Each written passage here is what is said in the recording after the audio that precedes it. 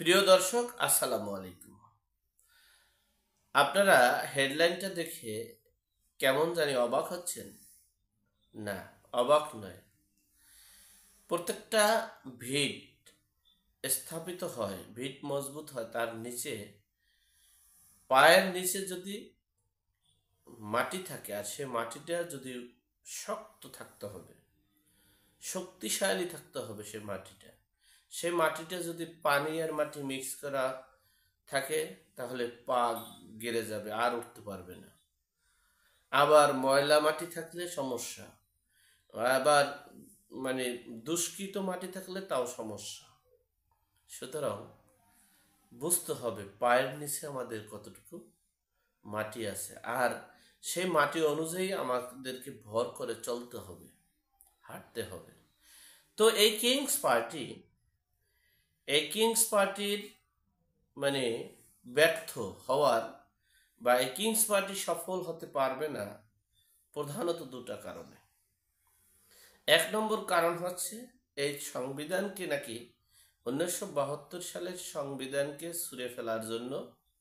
আর দ্বিতীয় নম্বর কারণ হচ্ছে পাকিস্তানপন্থী এবং ভারতপন্থী চায়না। তৃতীয় নম্বর একটা কারণ আছে, যে দেখে কত সফলতার পর কত সুন্দর করে যে আয়োজনটা করা হয়েছে, সে আয়োজনে পরিবারতন্ত্র লিগটা প্রচার করায়। আমরাও পরিবারতন্ত্রের উপরে বিশ্বাসী নই, কিন্তু সেটা প্রকাশ্যে এভাবে আঘাত করে প্রতিশোধ পরায়ণ, প্রতিহিংসা পরায়ণ ভাবে বললে সেখানে হিতে বিপরীত ছাড়া ভালো কিছু হয় না। যাই হোক, এই প্রধানত দুইটা কারণ। একটা হলো সংবিধান পরিবর্তনের যে চিন্তা চেতনা নিয়ে মাঠে নামছে, আর একটা হচ্ছে ভারতপন্থী পাকিস্তানপন্থী রাজনীতি বাংলাদেশে চলবে না। এগুলো তো আছে।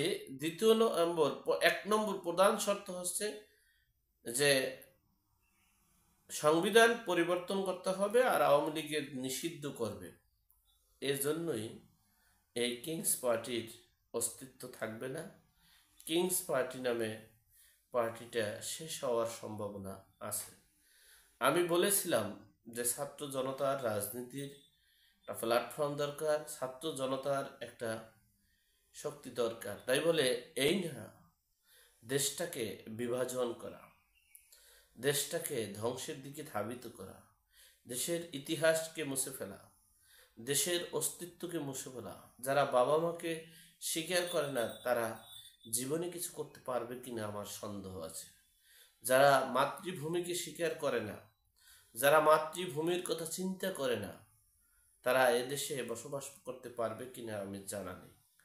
হ্যাঁ, আওয়ামী লীগ পরিবারতন্ত্র করেছে, আওয়ামী লীগের ভিতরে দুর্বৃত্তায়ন ছিল, আওয়ামী লীগের ভিতরে দুষ্কৃতকারী ছিল। তাদের বিচারের আওতায় আনতে হবে। তারা যেন নির্বাচন করতে পরবর্তীতে না পারে সে ব্যবস্থা করতে হবে। তাই বলে এই না দেশের সংবিধানকে শেষ করে দিতে হবে। এই কিংস পার্টি সফলতা করতে হলে 7ই মার্চের ভাষণ দিবস, এরপরে এই সংবিধান দিবসকে পুনর্বহাল করতে হবে। এই দুইটা দিবস প্লাস যেই দিবসগুলো বাতিল করা হয়েছে, এই দিবসগুলো পুনর্বহাল না করে যদি, তাহলে মাঠে যদি নামে, জনসমর্থন, জনগণের ভোট পাওয়া এত সহজ নয়। আর তারা সেটা পাবে না। আর তারা সেটা না পাওয়ার কারণে আপনার 2% জনগণ দিয়ে মিছিল করা যায়, মিটিং করা যায়, দুর্বৃত্তায়ন করা যায়, দুষ্কৃতকারী করা যায়, মববাজি করা যায়, মব কিলিং করা যায়, কিন্তু নির্বাচন করা তো সহজ না। নির্বাচনে জয়লাভ করা তো সহজ না। জীবনে করেছেন? একটা নির্বাচন করে দেখেছে? এই যে কিংস পার্টি যারা আছে, করেনি। সুতরাং easy to say but difficult to do, বলা সহজ, করা অনেক কঠিন। আল্লাহ তাদের সঠিক জ্ঞান দান করার তৌফিক দান করুক, আল্লাহ তাদেরকে হেদায়েত নসিব করুক, হেফাজত করুক, আমিন। আসসালামু আলাইকুম।